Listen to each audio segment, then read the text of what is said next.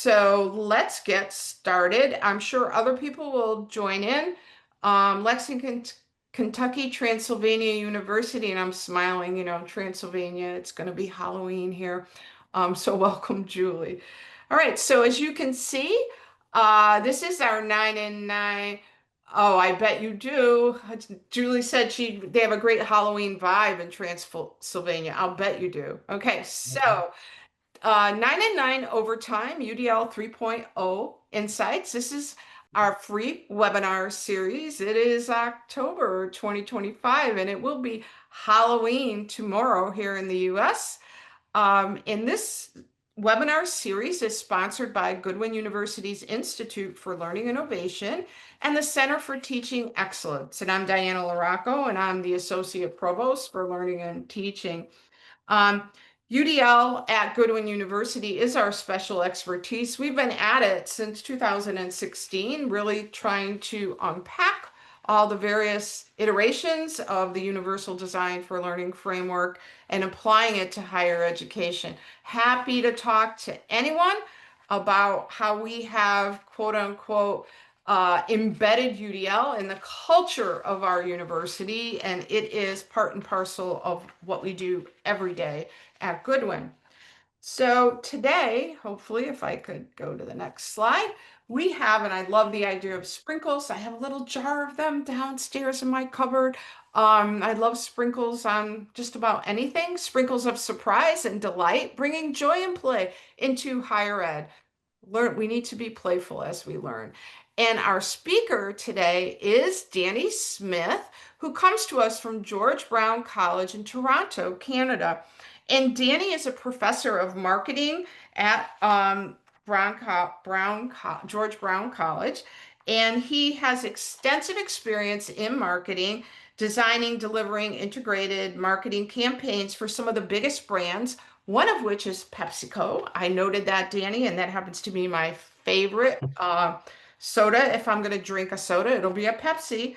Okay. And since moving to education, Danny has become an advocate and a practitioner of universal design for learning and educational technology. Today, he's going to talk about universal design for learning, the consideration of nurturing joy and play in the work that we do with our students. So without further ado, Danny, I am going to stop my screen share, if I could find Okay. my mouse, and you should be able to share. And hopefully Ben will unhighlight me, and All the right. rest is up to you. So All right. Let's see if that works. I think you're on it. And okay, I just gotta make sure I can do it this way. Okay, you folks are over here. So, oh, here we go. I see how this works. Fantastic. Oh, brilliant. Okay. I'm gonna remove. Can I remove my spotlight? Good. Okay. All right. Thanks for having me. I apologize for my voice a little bit. The cold and flu is rampant in my house, and I was trying my best to stay happy and healthy, and watching some extra long evenings of baseball because the Toronto Blue Jays are up against the LA Dodgers, so it starts at 8 p.m. our time here, and so I've been up a little bit later than I normally am. Anyway, thanks so much for joining me. I'm going to turn off my little light here because my neuro spiciness is on fire right now. So I'm going to turn that off. But fun little tool, fun little tool. You just plug it into your laptop and then you can have, Christmas lights, disco lights, whatever you want in your classroom. So we're going to talk for the next about 50 minutes. I've left 10 minutes for discussion, but feel free to uh, but if possible, Robert, if you could turn off that doorbell sound, that would be so great if you can. You can I'll ask try. questions as we go, but I will leave some time at the end as well. Um, let's see here. Diana, can you just give me a thumbs up that you can see the presentation? Awesome. Thank you so much. Okay, so this is my challah. I love making bread.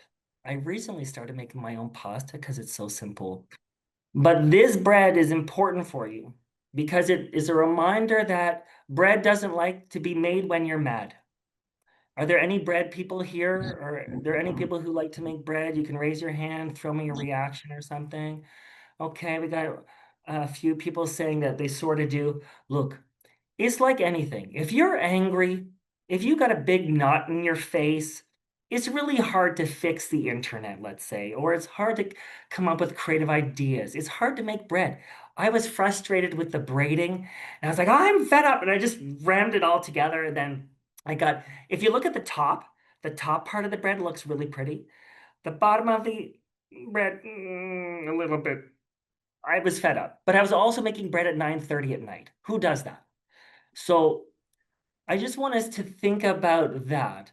When you're in a good mood, when you're happy, when things are flowing, things come more naturally. When we have to fight this notion that we have to fight through things or push through things, I'm starting to think that maybe that's not the right way of going about things. So that's where my head is at today.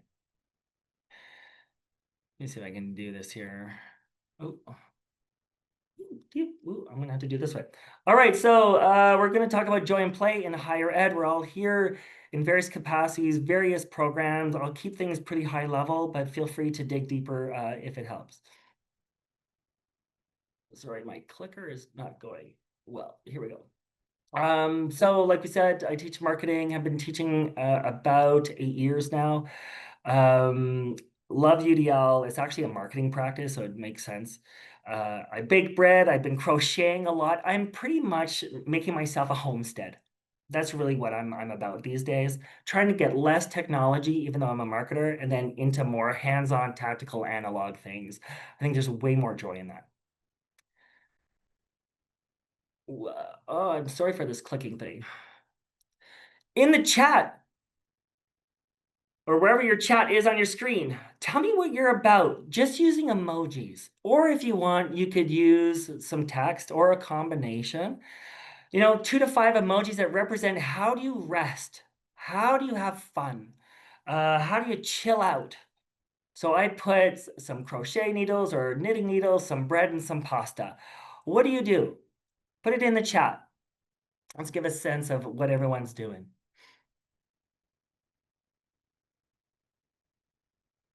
Oh, there we go. Oh, Whitney's into some yoga. Gabriella's into some music. Joanne's into scuba diving. Jill's into painting, maybe walking a puppy. Oh, Holly is into sourdough. Oh, I'm not there yet, Holly. Diana does some weightlifting, maybe some working out. Oh, Julie does some video gaming. I wonder if you're already doing the Pokemon ZA that was launched last week, or ZA. People, who's this? Someone does. Renami does rock climbing. Wow. So much fun. All right. Lots of varied interests here and we all are doing things. It's funny that nobody put a cell phone in it. And like nobody's going, oh, I can't wait to be on my social media more. No one's saying, oh, I want to be on ChatGPT more. The pendulum is swinging, right? We were so focused on digital and now we're starting to go the opposite direction. Oh my gosh, the circuit. I don't know. I don't have time for circuit, but I was in the aisle at the craft store on the weekend and I was like, oh, I could totally get into all this vinyl stuff. Oh my gosh. All right. Thanks for playing with that and communicating in the way that was meaningful to you. I do this all the time, and I even ask students to give me a 3 emoji or a 5 emoji story. What did you do this summer? Communicate it in 5 emojis. Super simple. They could even do it on a piece of paper, right? If you're in class and do something analog. So here's the agenda today. I tend to run a little bit over time. So Robert, if you can give me a shout out at 12:30, that would be appreciated. We're going to talk about flow, fun, and flexibility today. I'll bring you through some examples, and then of course we'll leave some time for discussion. But as always, just leave a question in the chat and I can see if I can address it as I go. The outcome for today is hopefully you'll leave here with some ideas, some strategies, some tactics to create an environment that fosters community, connection, and creativity. I'm leaning hard into creativity. Like I don't want the same old assessment responses coming back to me, the same old, you know, Just the expected. I'm tired of getting the expected responses, expected participation. It's really boring. And I'm only 8 years into this. This is the longest job I've ever had.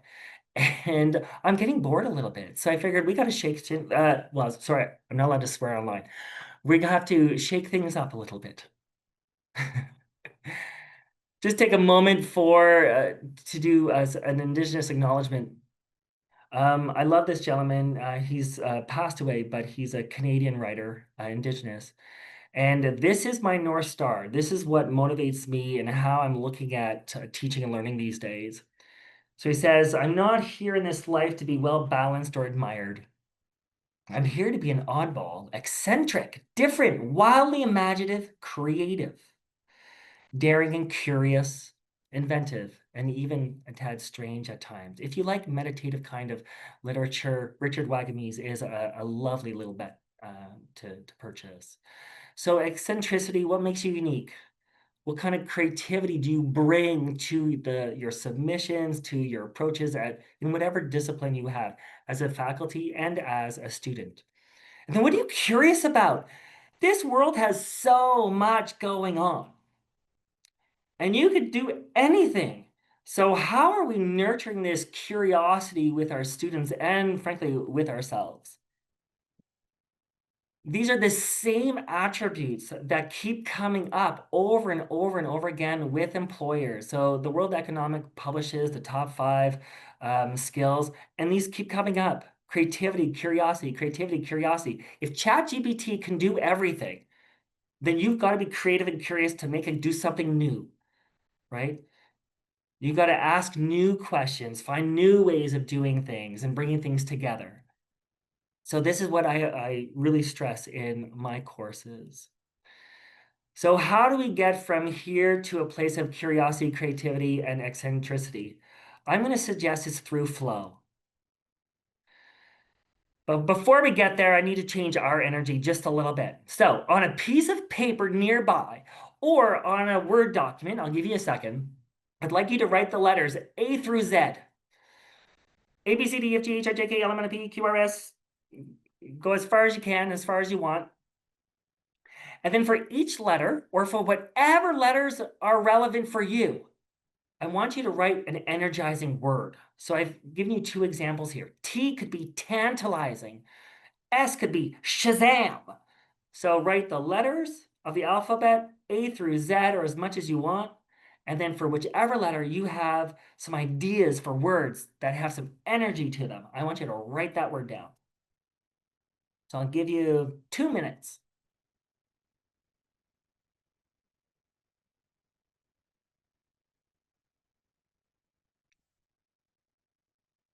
And Diana, I haven't noticed on my screen that there's somebody in a waiting room.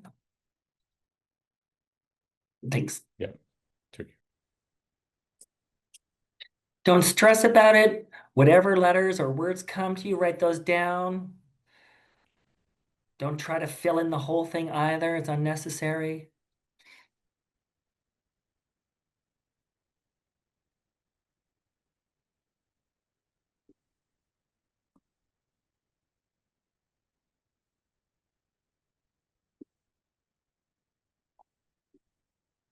I'll give you about 10 seconds.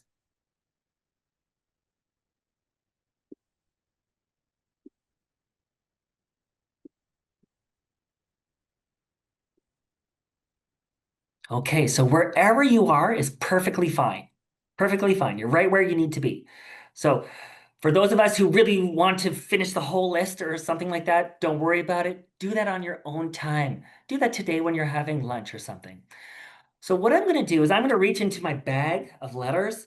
And if I pull out a letter that you have a word to, I'd like you to type it in the chat.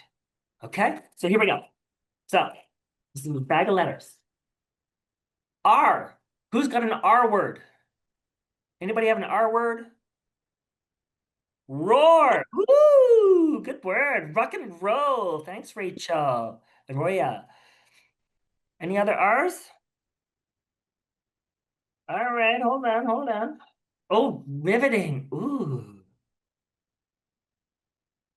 Okay, I'm going to switch over to M. Who's got an M word? Anybody have an M word? Magnanimous. Wow. Magical. Magnetic. Any others? Let's go for K. Who's got a K? I feel like I'm on Sesame Street right now. K. Kaboom! Ooh, good word. I'll do one more. Any other Ks? How about a B? B. Ooh, thanks for kinetic. Ooh, whoa. Blossom, buoyant, brilliant, bold, beach, buzzing. Beautiful. All right, I'm going to stop there just because of time. But if you have a word that you're really proud of and that you really think has lots of energy to it, it's a free for all now. Put in whatever word you want. Whatever letter, doesn't matter. Zazzy. Ooh, that's good. Folly, ethereal, gregarious, zippy. Oh, that's my family word. My mom always says that. Zip, zip. Everything we do is zip, zip. So I love this, and you can see just by the people on screen with the big smiles on your face, this is the silliest activity, and it's super simple. You can do it online, or I do this in person all the time. I get the students to take out a piece of paper, bring some extra, because half the time they don't have any paper, and pens.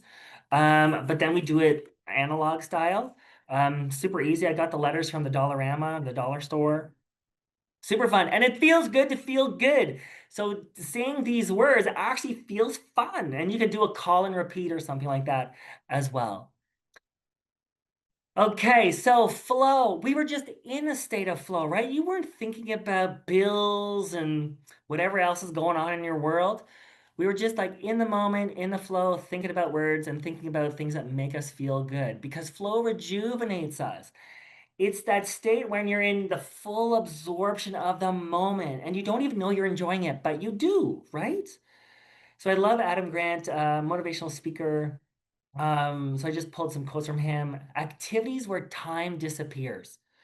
Like I just walked by an accounting class and I'm telling you, time is not disappearing right now in this class around the corner from me. I'm at school. I'm like, could there do like we need something to get people going so that you can sort of pass the time, right? So we've all been there. Maybe I could have a show of hands, or maybe you could use your reaction button down below, like the heart or something. And let me know if you felt the flow in your classroom when you left there and you're like, holy cow, everything just went swimmingly smoothly today. Or the students were with me the entire day. Or, oh my gosh, where did the time go? We've all had those. Somebody said up here, magic. Thanks, Mel, for using your reaction. I love that. Jill, Escorpizo, I think your name is cut off. Whitney. So that's what I'm chasing. I want more flow days, not days when we're pushing and grinding through. And I teach marketing. It should be fun, but you'd be surprised. They come in, their knots are on their faces, they're tired, blah, blah, blah, blah, blah. I'm like, we got to change this up. We're marketers. We should be having fun with stuff. Um, I love this quote from one of my digital marketing classes from last year. A student sent me this. And she said, I started to see how much this assignment was helping me grow, not just in terms of technical skills, but personally. It wasn't just about launching a website, it was about stepping into a version of myself that's willing to take up space, share my voice, and be proud of what I'm building. And I'm like, oh my gosh, I love this. This is a course where the entire course is an independent project. They decide what they want to learn, how they will learn it, and how they will demonstrate their learning. It's like my utopic UDL course is the one that this came from. And it really pays dividends for the student because I always say, like, I need you to leave here feeling proud of what you accomplished. And you can fail miserably on what you decide to build. It doesn't have to even work out. I'm not grading if it works out. I'm grading, did you get through the process? And it's sort of like, I get to just learn and I can tinker with stuff and I can still get a good grade if that matters to them. But this kind of reaction is what fuels my desires here. So maybe just take a minute. Can you think of a moment where you experienced flow as a teacher or as a student, where you were fully absorbed in something, you didn't realize you were enjoying yourself, time seemed to disappear? Try to think about it from a work capacity, not just maybe an at home. So I'll give you a minute. Just think about it. How did it feel?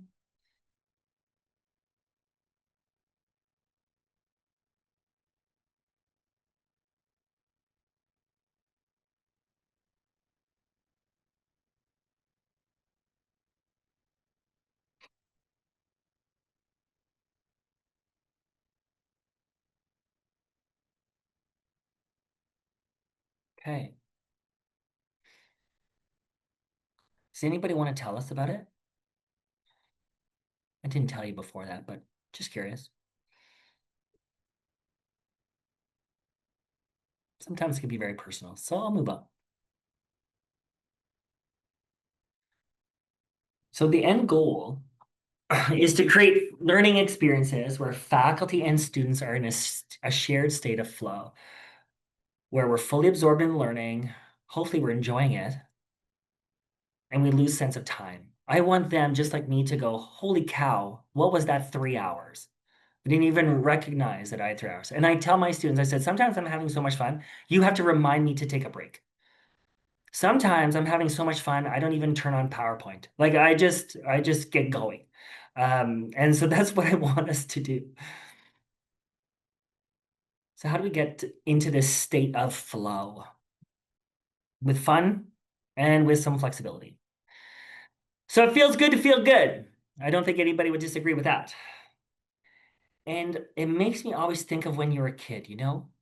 You could run outside, maybe you met up with whoever was outside. We're all probably close in generations here. So, my mom would say, go outside. And you would, and you're like, oh, hi, person, we're friends, let's play a game. And you might have just had a stick, right? Or, oh, a pen. Oh, great. So this pen then becomes what? What could I use this pen for if I was outside playing right now with you? What could we use it for? Put it in the chat. What could this pen be if we were outside playing? A shovel. We could dig. We could turn it into a wand. Sure. What else? A rocket. We're going to shoot this up into space. Sure. Anything else? Let's see. Can we get one more idea? A sword. Perfect. Great. So that was part of the fun, right? And then 4 hours later, you'd come in from being outside, get some lunch or, supper or whatever. And that was it. You didn't think about it. It was so easy. It was so easy. I have a 12-year-old now. It's really hard some days to just do something with ease. Like I gotta orchestrate a play date down the street and coordinate drop-offs and blah blah blah. Ugh. Anyway, we're trying to keep it easy. But you know what I'm talking about. It should be natural. It's sort of like when you go on a trip and you overprogram your trip, like with an itinerary, but you don't leave any opportunities just to try something new, or you don't leave any time to let things just happen naturally. So this is what we're looking for. Fully absorbed. You didn't even know you were having fun and time passed. Fun helps us to cast our self-judgment aside. When I'm running around, this is a sword, I'm not worried about what people are thinking about me, what I'm saying. I'm completely engaged in the moment. I'm present in the time and in the context with the people that I'm around. And we're making memories. Oh my God, Jill, do you remember last week when we played a sword? Let's play again, or let's pick it up where we left off. We're creating memories. I think it's really hard, and I'll say from my perspective here at my college, we want alumni to come back and to donate and be involved in all that kind of stuff, but we're not creating memories in the classroom. More of the memories happen outside the classroom, but unlike a university where people are living on site. We don't have football like you folks do in the US. So we don't have some of these galvanizing things for alumni. So it's really up to the classroom to create lasting memories. And what's going to help maybe alumni come back. So it can't just be a PowerPoint delivery. It has to be something more. So hopefully, if we can bring some fun into the classroom, we're going to help them bring more authenticity into the classroom. Let's disarm them a little bit and say, whoever you are, come into this place and participate. Please, please find a way to participate. Find a way that you can do more and feel better about yourself. Make connections. How many times do we offer group work where the students don't even know each other's names? It happens all the time. I have name tags in all of my classes because people don't introduce themselves. It's like something has happened where we forgot to be human a little bit and say, oh, I remember who's in my class. Yeah, Paula, Diana, Whitney, right? My husband teaches grade 10 and grade 11. They don't even know who's in the class. Out of like 25 students, they couldn't tell you the names of everybody in class. What is happening? So we've got to change our approach here so that we can start making connections. And knowing a name is a really important and intimate thing. It says a lot about us, right? So how do we change it up? How do we build this community? Well, if you want fun, you got to be a little bit more flexible. You got to go with the flow a little bit. And we're all here because of UDL. That's the common thing that binds us here. We're practitioners of it. We're learning about it. We've been doing it for years and years. The university has been, fully immersed in it. We need to create flexible learning environments. If we say, this is how you have fun, and only this way, and this is the only way how you can communicate, how do I bring my authenticity? How do I bring my creativity? You have to loosen the reins a little bit. So when I saw this consideration launched last year, when the revised guidelines came out, I was like, oh my gosh, I'm so leaning into this one. That's all I've been focused on all year. I've been focused on the rest of the guidelines for the past 5, 6, 7 years. So I figured I'm just going to zero in on the fun piece. I think we need to have way more fun because there's a lot of stuff going on in the world. And sometimes it's our classrooms, which is the safest, calmest place possible. Not to say that we are minimizing or reducing our high expectations. But it's sometimes when we have these walls, they get to like block out a lot of stuff.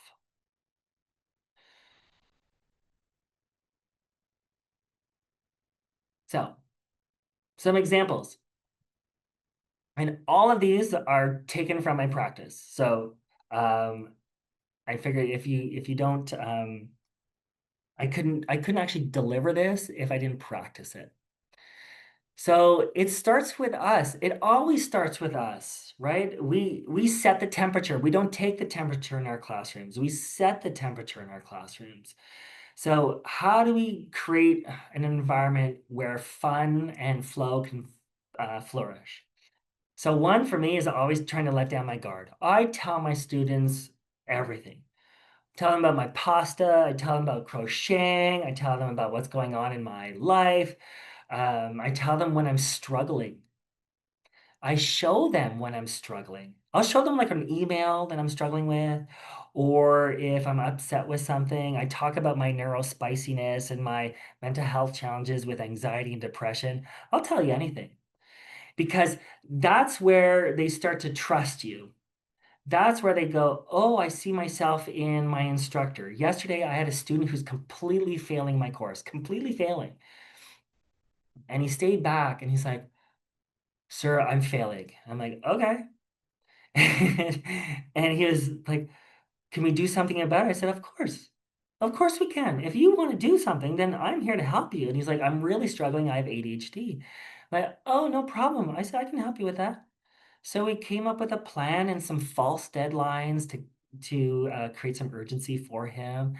And we just said, okay, let's go. Thank you, Robert. But he felt more comfortable because I acknowledged my neurospiciness in the classroom all the time. So I also have ADHD as well as anxiety issues. Not issues, they're just a lens. So you'll see here in the picture that I am lying down. I do this all the time in my class. I know exactly what lecture this is, but a student of mine snuck a picture of me lying down in class.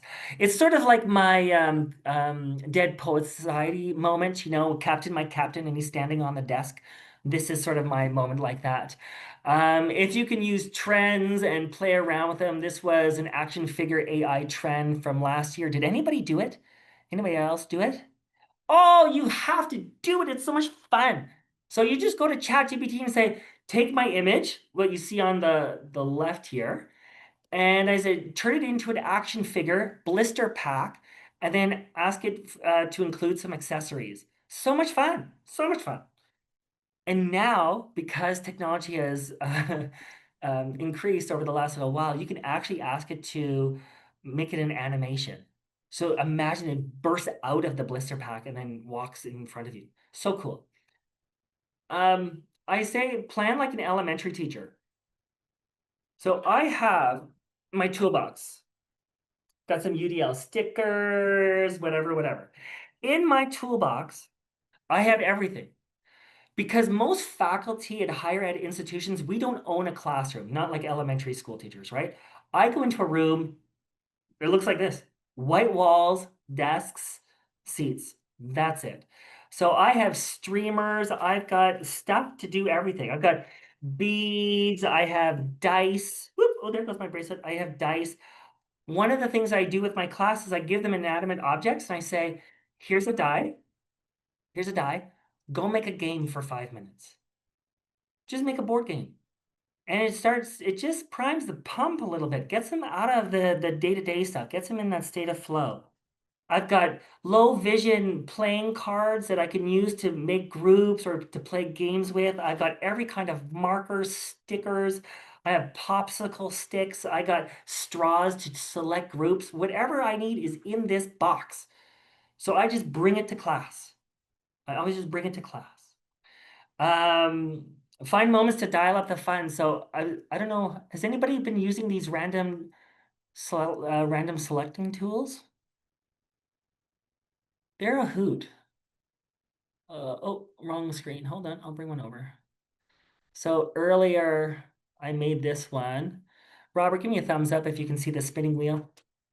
Thank you. So I do this in person and online. If I have to choose groups, or maybe there's a presentation between myself, Angelette, Paula, I'll say, okay, so Robert, play with me here. Turn on your mic. Yep. Go You ahead. let me know when you want me to tap and spin. We'll see who Okay. has to go first on their presentation. Yep. Go ahead. Yep. Ooh, it clicks. It has a sound.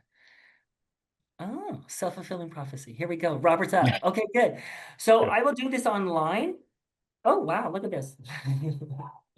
Oh, wow. I will do this online. I also do it in person. And then I'll get students to run up to my desk and press the click just to get more activity going. So it's not just me going, oh, randomly, who's going to do it? Has a little more fun in it. And you have the link there. Again, if you think with like an elementary teacher, sometimes it can have a little bit more fun. Oh, let's see if I can do this. I do a lot of frivolous games as well. Thank you, Robert. And I think this also helps to shift mindsets and build connections. So I'll walk you through some of the ideas because I want you to leave with things that you can actually practice and incorporate. So this one here with the pieces of paper, I just grabbed paper out of the recycle bin. You ask them to shred it up, crumple it up, and then I just draw something on the whiteboard. A happy face, a house, a mountain, whatever it is. And they have to work together to design that. It takes 3 minutes just to disrupt whatever their sort of funk that they're in. This one over here, I asked students to hold tennis balls with pens and then move around the room. So they have to communicate a lot. And I don't go into this is a metaphor for this, that, and the other. No, it's just for fun. Let's just have a little bit of fun together. This one here, you'll see. So I made all these little baggies full of things. And what they do is they have to figure out how do they use these objects to put the nut on the eye hook. Interestingly enough, I chose this hook. Why? Because of UDL. So I can hold it like this. I can hold it like this. I can hold it in my arm. So if somebody is unable to use their hands for whatever reason, there's multiple ways for them to still be engaged in the activity. So just something different, fun and frivolous. And then I told you about this one here with the dice. Here, these women are playing with dice, paper clips, and that's probably it. It doesn't need a lot. You don't need to prepare for days. If you come in with a few objects, you can do a lot with a few things. I'm using a spinning wheel, sharing on a screen. Super fun. Yeah. Only one thing, FERPA and data privacy if it's an online tool. Yeah. Good caution there. For me, I would understanding who's in your classroom, double check, make sure people are comfortable. Typically, I only use this for group work. I don't use it for individuals. But you can also find aliases, and actually that'd be even more fun. Everybody have an alias today, and then you do it that way. So you can have some fun, but nice caution there. Okay, very good. Thanks for sharing that idea, Susan Marie. Anytime you get people active, rolling dice, rolling balls, rolling stuff, just gets them doing something different, helps to shake up their mindset. Sometimes I do things with messages behind. So another way to sort of approach fun and when you're going to integrate it into classes. So provide opportunities for students to express themselves in old and new ways, meaning analog and or digital. In marketing, we're so digital heavy. We're so digitally heavy. So I bring way more paper into the experience. I print off things a lot now, probably more than I ever have. I've been printing. I bring those huge big pieces of, those ginormous Post-its? They're like poster size tape size. I bring those in all the time, get them out of their seats, writing on that. Believe it or not, I teach in a classroom with blackboards. So, no one's going to write on that.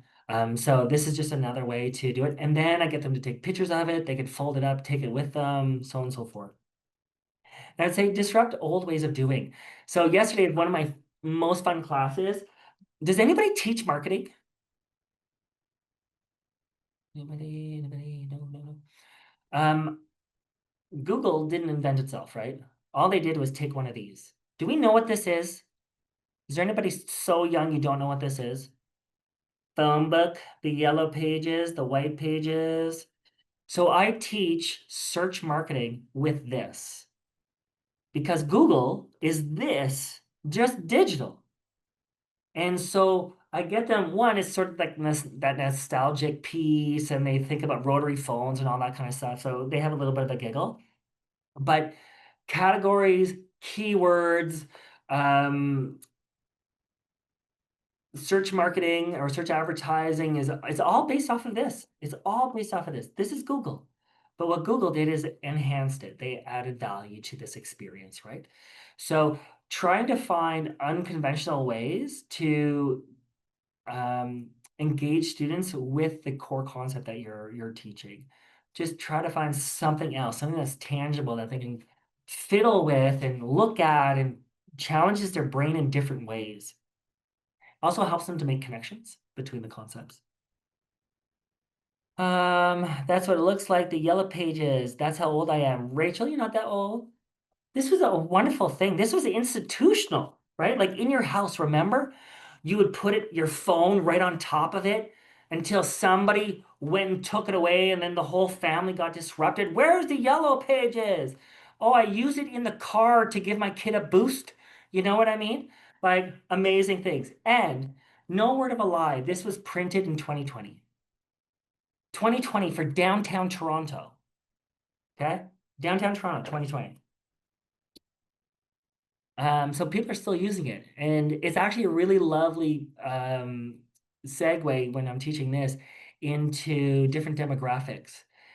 We have a lot of people in downtown Toronto that don't have access to internet, don't have access to cell phones, goes to the library, so on and so forth. So we talk a little bit about privilege and abundance in class, saying if you're walking around with a phone with data and internet, you're living in abundance because there are a whole lot of people that are still using this because they don't have access. So it's a nice dovetail into some equity talk. What else do I have here? Oh yeah, brainstorming. I love this. This is so much fun. I give them cue cards. Love cue cards. Love cue cards. And what I say is instead of just brainstorming a list, like they like to just type it on their keyboards or whatever, I say put an idea on a card, fold it over, and then stack them as tall as you can with as many ideas.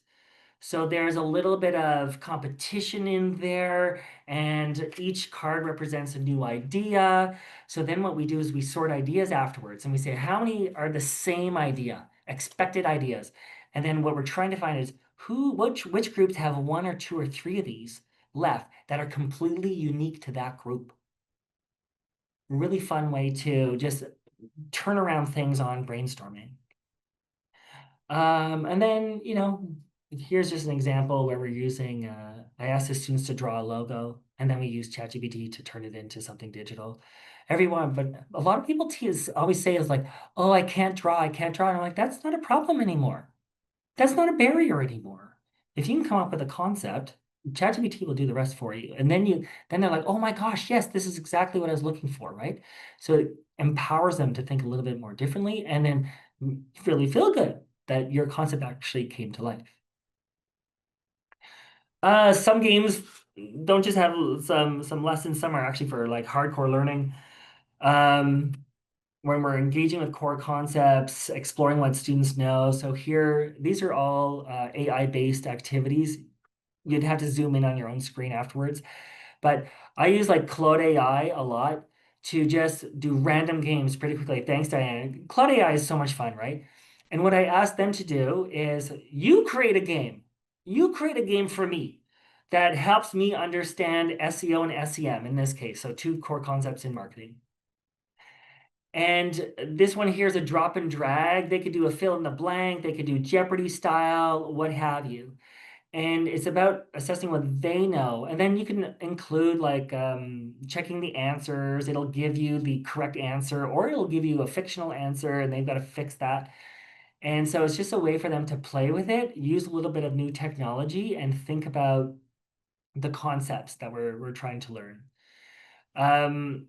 One of the things I do in my one of my digital marketing classes is I have them create an 8-bit video game. Everyone can do this. Everyone can do this. An 8-bit video game, think 1995 or 1990. The graphics are really basic, but they're, a whole lot of fun, just the same.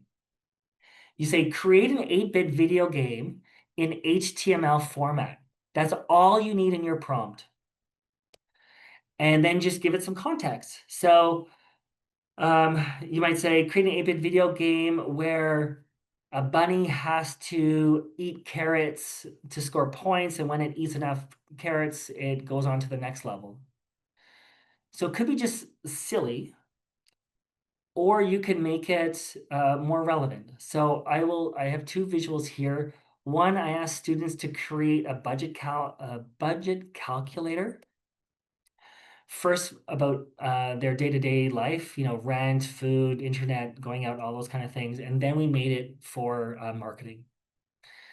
Down here, I was just playing one day. I was like, oh, nursing's on my mind. So I created an 8-bit nursing empathy game where it gives you a scenario, and then students have to choose which approach is the most empathetic. And then they, submit a response and get that back. So again, like one simple little thing, it gets them thinking. They have to iterate the game, make it better, change things if it doesn't work, so on and so forth. So there's a lot of troubleshooting in there. And then they're still thinking about the industry or practice in which they're learning for. So to me, that's a win-win-win on all fronts. One of the things that I've been really focused on is showcasing student work. And I miss that. Remember when you used to go to school, your teacher had a big bulletin board and would show all the paintings and all that kind of stuff? I got none of that here. welcome to my classroom, right? It's all white. So I was digging last year and I was like, how do I get my students some notoriety? How do I help them feel proud of what they did over the semester? And I spoke with the marketing department, and marketing has all of these digital screens all throughout the college. So I'm like, who owns those screens? And lo and behold, the Center for Business, where I'm in my building, the Center for Business runs these screens. And so I just asked them, I'm like, can I showcase some work, some student work? And they're like, sure, why not? Because they're just rotating the same old all the time. Like, when's the next career fair or something like that? So, like, this is a way to sort of pull in students' attention. So I used Canva. I just made the dimensions that this screen requires. Celie, who is featured here, created an app that provides you with music that it thinks you're going to enjoy. So he actually wrote the content that's on this slide, put the visual in. He made a QR code so people could scan it and then go to his project work. And I got it up there. It rotated for about 3 weeks at the end of the semester. So I don't know, you may be able to do this, but I tell you, the students were so happy. In one of our buildings across the street, the screen, I don't know, it's like 10 feet by 7 feet or something like that. It's ginormous. And the students went over and took screen grabs of or pictures of themselves on the big screen and posted on their LinkedIn and everything. Like, what a joyful moment. The other thing I've been doing as well is I've been inviting more guests to come in to look at student work. Typically, I have guests come in and they speak at the students. I'm not about that anymore. I don't even have that in this semester, last semester. Now, if I bring guests in, it's just to look at student work and give feedback on student work. They get to practice for interviews. They get to practice their language, their words that they're actually going to use to communicate and share about their work that they're hopefully proud of. And gives them a little bit of pressure because they're speaking to somebody outside, right? So this is one thing that I think the students really appreciate. They actually ask for it now because now students are talking about it and they're like, sir, when do we get our guests to come in and look at what we're doing? So that's a nice piece of feedback for me. And the last slide in terms of just how do we create some joy and fun in our work is through assessments. I am going really in on providing opportunities for exploration. So one of the examples you see at the bottom of the screen here is, I'll tell you what you need to do to get a B. B for Bob, B for basic, B for boring. But if you want an A or an A plus, it's over to you. You figure it out. You bring the concept to life in a way that matters to you. If we're going back to the UDL consideration, it's about raising their voice, right? So I want to give students a platform to share their voice in a way that's meaningful to them. Sometimes they take it, sometimes they don't. Last week, out of 40 submissions, I had 3 people. I had 1 plus 2. 3 students out of 40 who took advantage of it. And I'm like, that's beautiful. I said, you 3 are already pulling yourself away from the pack. You're starting to feel more confident about your work. The rest of you, we need to work on it. In other semesters, I've had like 20 out of 40, so about 50%, but usually no more than 50% will actually go above and beyond. Excuse me. And as per my other class, which is my super delightful part, asking students to choose topics, figure out how they want to learn, and then to demonstrate their learning. It puts a lot of pressure on them, pressure that they've never felt before because they've gone through a system where they're told exactly what to do, how to get the AA plus. I don't know about you, but I have never been with an employer who told me exactly what I need to do all the time. Thanks, Robert. So I'm really pushing them. This is a 3rd year final semester course where I give them this much flexibility. But they need it. They're going into the world of marketing. Marketing right now, like many industries, is going whoosh, because of AI. So they have to get confident. They got to figure it how they can be creative. How can they be curious? What makes them unique? In a sea of sameness where we're all cranking out marketing graduates, why are they going to hire this one person?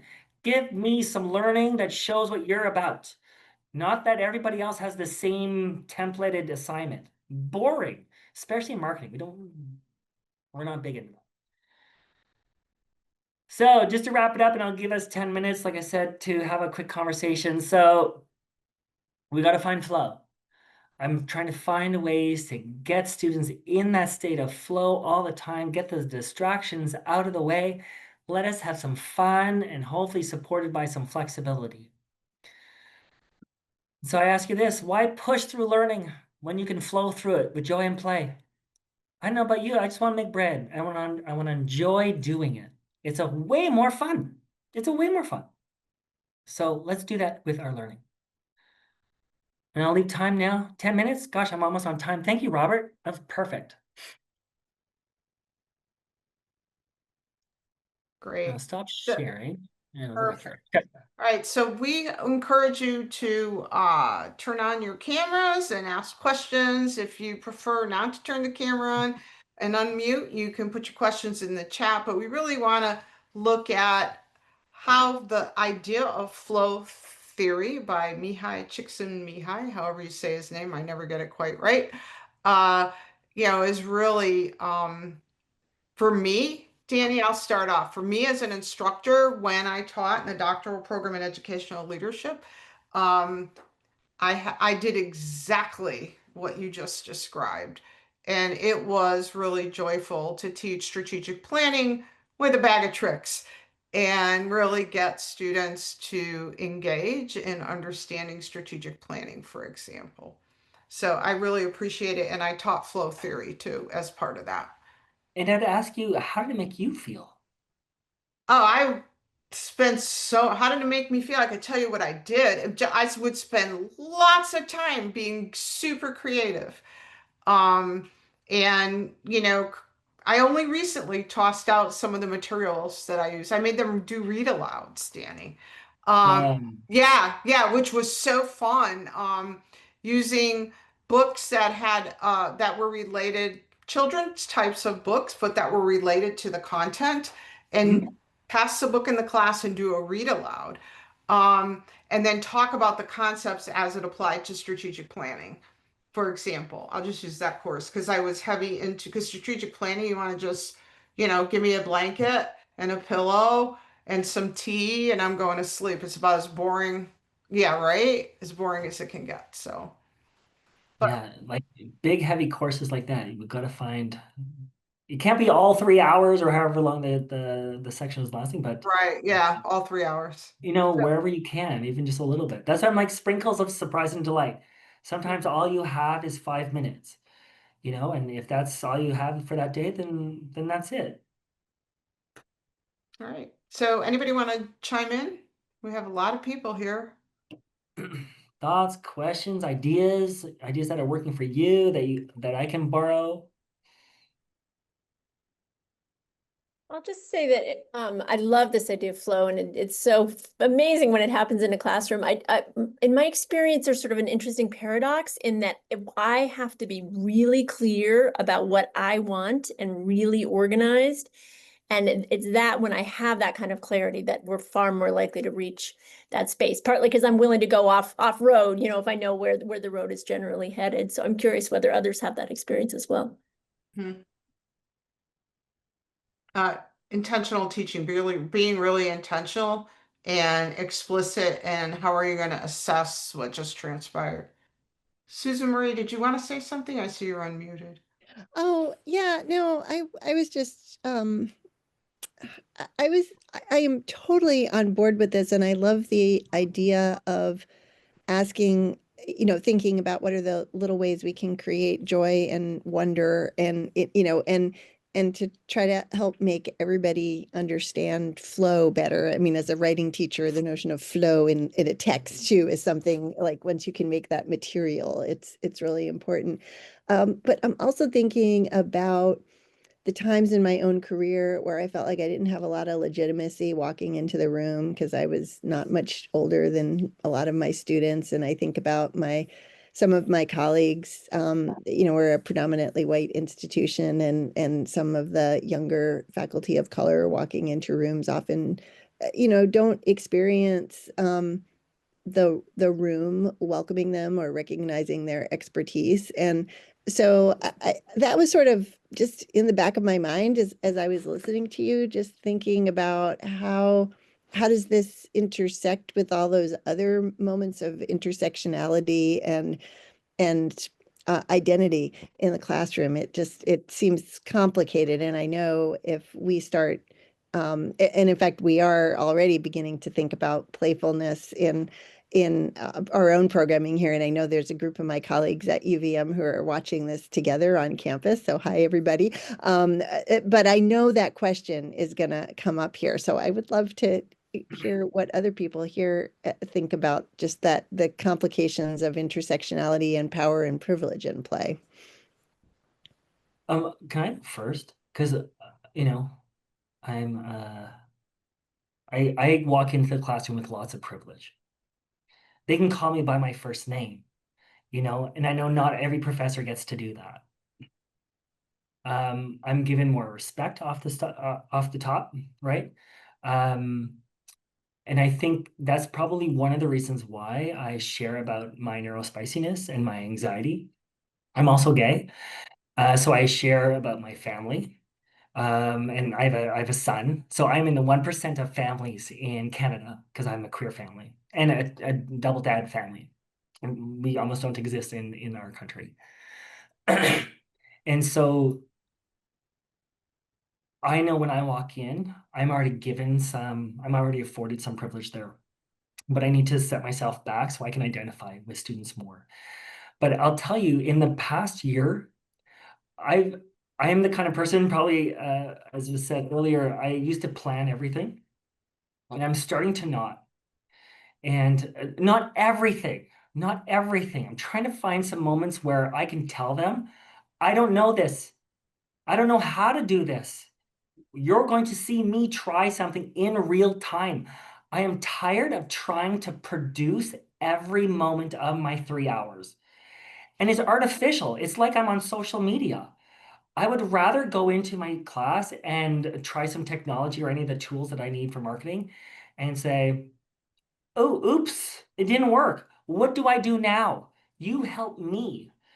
And it's about disarming all of us and also giving the space to people. And so I think through this, if you can just give a little bit less, there's more space for people to come in. And I think that's when we're talking about intersectionality, things like this, giving people voice and choice in assessments is huge. It's huge. Instead of me saying everybody's going to do an assignment on Campbell's soup, boring, you find me a niche product, a niche brand from anywhere in the world. I don't even care if it's in English. I will let you bring that into my class because that matters to you and your experience.